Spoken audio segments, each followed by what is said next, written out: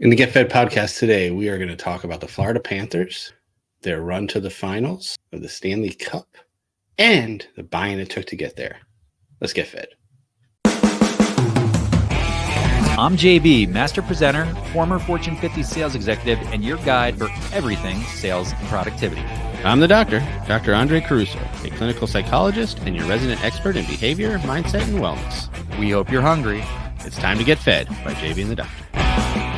Welcome to the Get Fed podcast. I am your host for today's episode, the Dr. Andre Caruso, and I'm so excited to be here today as we are going to celebrate the Florida Panthers and their run to the Stanley Cup Finals, but we're going to do it with a twist because that's what we like to do. We're going to talk about some of the things it took to get there as a team, and one thing important, the buy-in that it took. And before we do that, I need you guys to do me a favor. Do all those things I need you to do. I need you to like. I need you to subscribe. I need you to rate us 5 stars. I need you to share it with your friend. I need you to tell everybody so that they can get on our bandwagon like people around the country are getting on the Panthers bandwagon.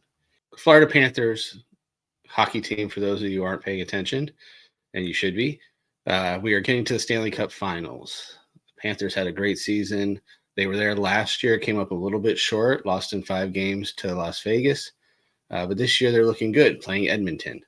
And there are some differences on how they got there. And a couple of things from the beginning was the change in the team, right? So a few years ago, they also made it to the playoffs. They had a great run. And they were close, but they weren't there. So they realized that their pieces were missing. So they did a little bit of an overhaul. New coach, brought in a lot of new players, made some tough decisions, but they knew they were close, but they weren't ready to get to that next level without making some changes. Does that sound right in business? Sometimes you have to make some tough changes to make it to that next level. Making those changes are never easy. But having the grit and the determination and the confidence in yourself and your team to make those changes sometimes result in big wins. And that's what we're seeing right now, right? We're seeing these changes. We're seeing this risk taking to get to the big picture, over the big picture, to make a big change. But that was just part of it. They got these great players, but a lot of teams have great players. It's a professional sports league after all. Pretty much everyone in the league is a great athlete. They're great players. Obviously, there's different levels of skills, but to say that anyone is that much better than someone else in the league, especially across the whole team, would be a misstep, right? Like, it's to realize you're around great caliber athletes. So there has to be something else that takes you to that next level to really stand out. And they were talking to one of the main players on the team, and they'd ask him, what was different this year? How are you guys feeling? So last year they dealt with a lot of injuries going into the finals, which definitely played a role. They were also not expected to be there last year. They barely got in. They got in the last game of the season. This year, they got in early with one of the top records in the league. So a little difference there right off the bat. But what he had said was the style of play that they play is very tough. It's one that makes them win. So they're very aggressive when they're attacking in the zone and when they're playing defense. They don't let up. They're constantly attacking, and that wears the other teams down over time. And by the time they get to the third period, they have the advantage because the other team is worn down from all the effort they're playing. And it's shown in results as they are the best third period team in the league by a lot, especially in the playoffs. So this strategy is working, but to play that aggressive and tough takes a lot of effort, a lot of work, a lot of practice, a lot of endurance to go that full length. And you have to be able to do it across all the lines. It can't just be one or two people doing this. This has to go across the whole team. So his thing says, we had buy-in. We had to have buy-in from the whole team to produce the way we produce. To play that style of attack, we had to have in buy-in from everybody. Everyone has to commit to it. Everyone has to be willing to do it, because if one person stops, then the whole thing could fall apart. So to get that buy-in across a whole team, a whole business, is very challenging, right? But the success that comes from it is unmatched. Now we're just starting the finals next week. So if you're watching this live, you'll know we haven't got to the finals yet. So we don't know what's going to happen, but we've already know that they made it to the finals again, which is very tough to make it once, let alone twice back-to-back years. They've improved year over year. So these things show that there has been some sort of benefit from doing this. So how can we take some lessons in business to kind of put in that kind of grit and effort? And most specifically, how do we get that buy-in from everybody on our team to do what we need to be done? And that's where the leadership comes in, right? Our leadership has to be able to deliver a message that they can see value, the rest of the team can see value in, so that they have that kind of buy-in.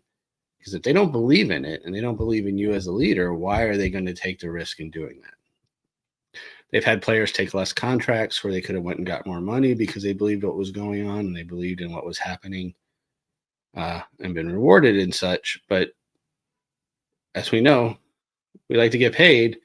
There's an opportunity to make more money. A lot of times people take it, right? But not so fast. This is what we're finding. When JB and I do our soft skills training, a big part of what we're doing is talking about employee retention. We're talking about making the people that you are working with happy. And what we found over these years, that is not always money that is the driving factor of why people stay or leave. It does play a role. Of course, everyone wants to get compensated fairly.